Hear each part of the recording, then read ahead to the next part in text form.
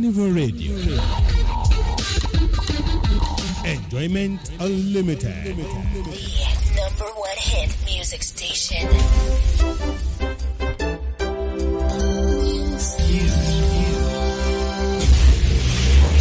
News update.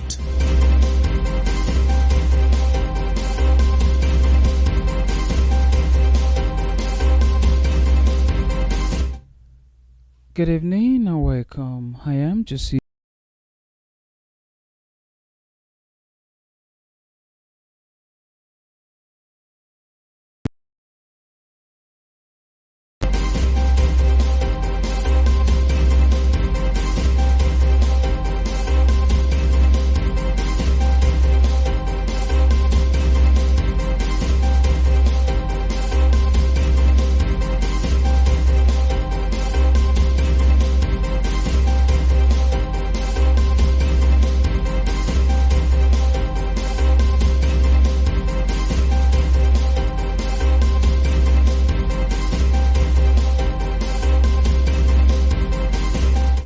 In the news this evening, the Supreme Court on Thursday invalidated the National Convention of the People's Democratic Party held in Ibadan, Oyo State on November 15 and 16, 2025, deeplying the leadership crisis rocking Nigeria's main opposition party ahead of the 2027 general elections.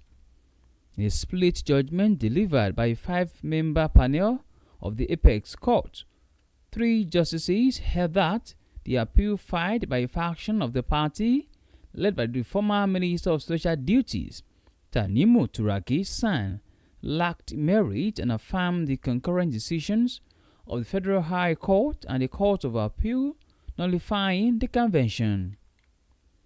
Justice Stephen Hadder, who delivered the lead judgment in appeal number XC, held that the appellant acted in flagrant disobedience of subsisting order of the Federal High Court, restraining them from proceeding with the planned convention, pending compliance with earlier directives of the court. The Apex Court consequently dismissed both the appeal and cross appeals and ordered parties to bear their respective cost.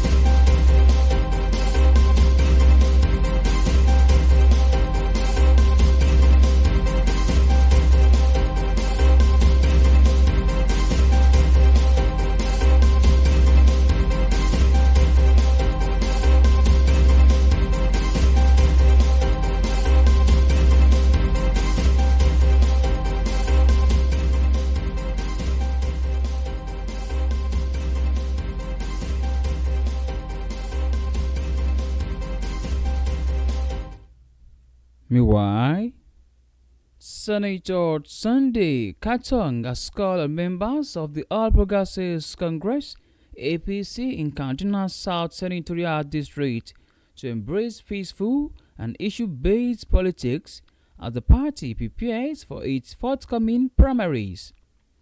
In a statement released on Thursday today, the lawmaker urged supporters, stakeholders, and party faithful to reject bitterness and divisive rhetoric, stressing the need for civility and mutual respect throughout the internal electoral process.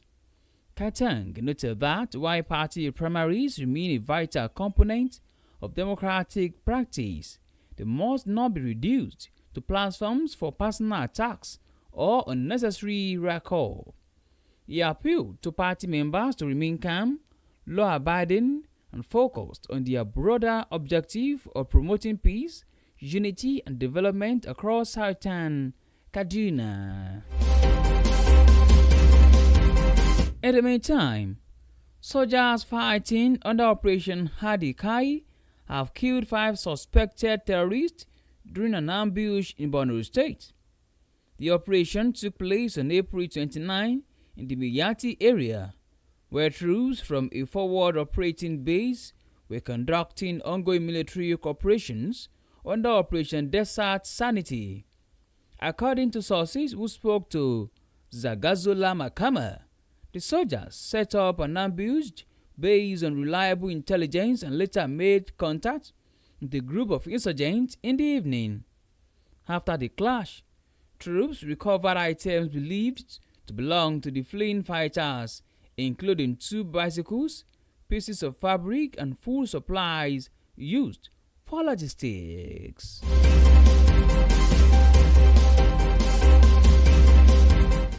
On the foreign scene, the U.S. is studying and reviewing whether to reduce the thousands of troops it has stationed in Germany. President Dahl.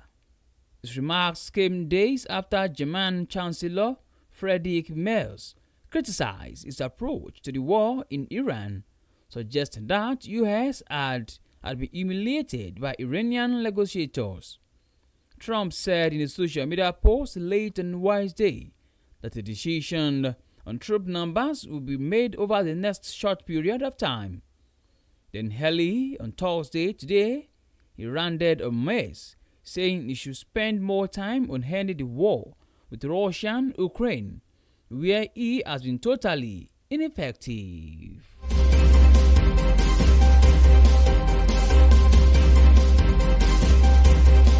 An interesting water sport.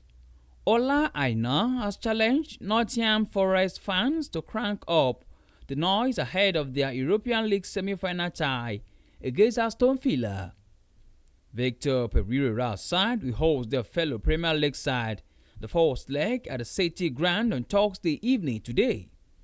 The Tricky Trees will be desperate to record a comfortable lead in the first leg to make the reverse feature a mere formality. I now believe the fans have a role to play in helping the players achieve their objective. And that ends Carnival Radio News Update. Thank you very much for listening. You can download Carnival Media app from Google Play Store and App iOS. You can also check out our website at www.carnivalmedia.ng. My name remains Joseph Oyukola. Good evening and please do well to enjoy the rest of your day.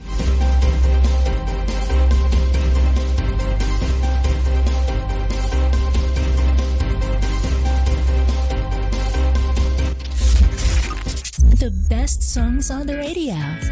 This is my only favorite station. Carnival Radio. Enjoyment unlimited. Ó milẹ̀, ó kilẹ̀, ó rẹ̀ dòdò. Ẹ̀yin náà gbọ́ bó ṣe ń sín. Ó ń sẹ́ wẹ́lẹ́wẹ́lẹ́. Carnival Radio. Ìkànnì tó jù kàn ní lọ ní. Ọjọ́ gbogbo bí ọdún.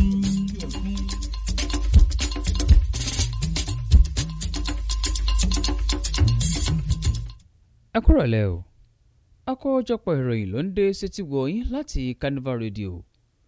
Joseph Oyèkọ́lá lóníròyìn yín.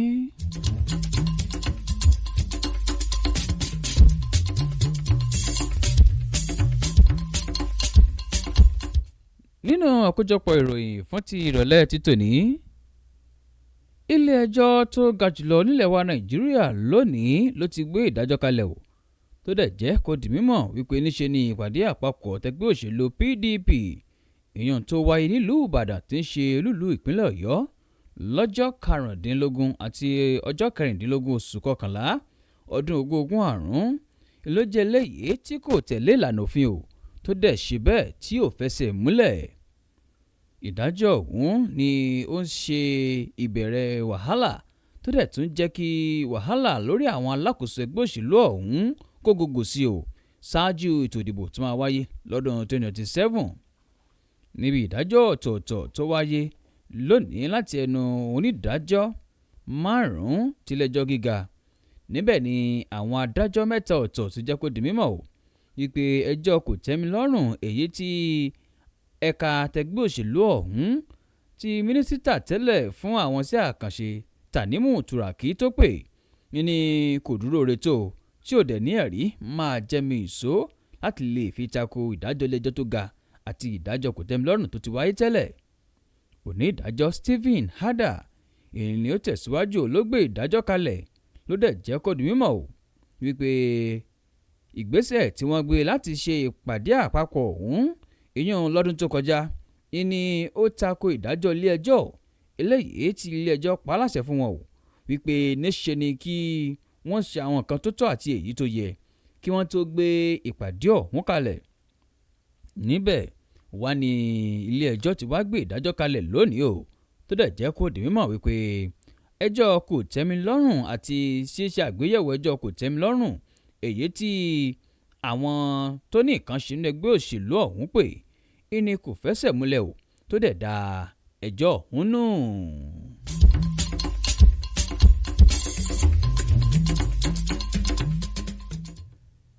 Nínú ìròyìn mìíràn ẹ̀wẹ̀, Sẹ́nitọ̀ Sunday Katong ló ti ń ké sí àwọn ẹgbẹ́ òṣèlú APC ìyẹn tó wà ní ẹkùn ìdìbò gúúsù ti ìpínlẹ̀ Kaduna láti gba àlàáfíà àti ìṣọ̀kan láàyè ṣáájú bí wọ́n ṣe ń gbáradì fún ètò ìdìbò abẹ́nú ní apá gúúsù Kaduna ọ̀hún. Nínú ọ̀rọ̀ kan tán fi léde lónìí Ọjọ́bọ̀ ìní aṣòfin ọ̀hún ti ń rọ àwọn alátìlẹyìn àtàwọn tó lóhùn ṣe nínú ẹgbẹ́ òṣèlú náà wípé kí wọ́n má gbà kí ìbàjẹ́ àti ọkàn kíkorò kí ó dá wàhálà lẹ̀ láàrin wọn o tó lè jẹ́ kó di mímọ̀ wípé ń gbọ́dọ̀ fìmọ̀ ṣọ̀kan o kán dẹ̀ bọ̀wọ̀ fún ara wọn ṣáájú àti nígbà tí ètò ìdìbò ọ̀hún bá ń lọ lọ́wọ́. Kátọ̀ǹgì ló tún jẹ́ kó di mímọ̀ wípé ètò ìdìbò abẹ́nú ẹgbẹ́ òṣèlú ọ̀hún ló jẹ́ ọ̀kan gbòógì o láti lè mú ètò ìjọba àwarawa ṣẹ ṣùgbọ́n o onípele yìí kò gbọdọ̀ jẹ́ kí dúkù kó wà láàrin àwọn tọ́rọ̀ kàn kó dẹ̀ mọ́ fa àǹkọ́ lura ẹni. Wọ́n ṣe bẹ́ẹ̀ tẹ̀síwájú nínú ọ̀rọ̀ rẹ̀ níbi tó ti ń rawọ́ ẹ̀bẹ̀ sára àwọn ọmọ ẹgbẹ́ òṣèlú ọ̀hún wípé kí wọ́n fọkàn balẹ̀ o kí wọ́n tẹ̀lé òfin o kí wọ́n má dẹ̀ gbà kí ẹnikẹ́ni kó dá wàhálà lẹ̀ láàrin àwọn ọmọ ẹgbẹ́ òṣèlú náà tó dẹ̀ wá gún wọn ní kẹsẹ̀ láti máa ṣe ìgbélárugẹ fún àlàáfíà ìṣọ̀kan àti ìdàgbàsókè ẹkùn gúúsù Kaduna.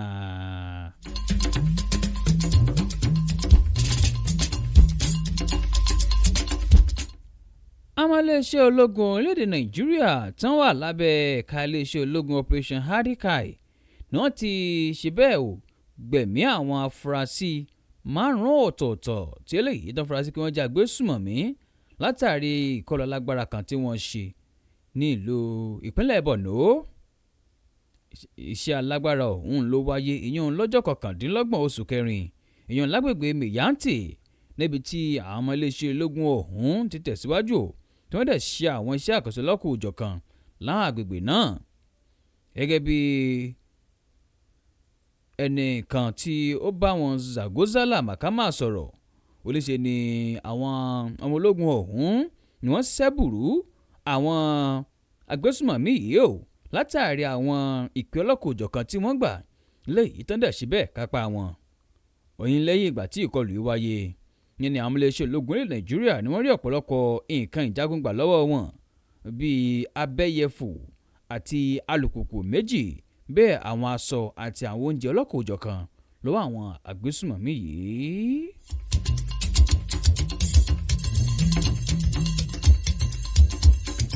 Kọ́níjú báyìí lọ lórí àkójọpọ̀ ìròyìn fún ti ìrọ̀lẹ́ tòní. Ẹ lè darapọ̀ mọ́ wa lórí ìkànnì ìbánidọ́rẹ̀ẹ́ Carnival Media àti lójú òpó ayélujára wa www.carnivalmedia.ng. Bí orílẹ̀-èdè Nàìjíríà bá máa dára ọwọ́ èmi àti ẹ̀yin lọ́jọ́ wa o jẹ́ ká máa gbé pọ̀ nínú ìfẹ́ ayọ̀ àti ìṣọ̀kan. Ọ̀rọ̀ yìí ló ń wá láti Carnival Radio. Joseph Oyèkọ́lá lómi ìròyìn ọ̀hún wá sí etí gbọ́ yín kí ní àṣálẹ́ tí ó dára o.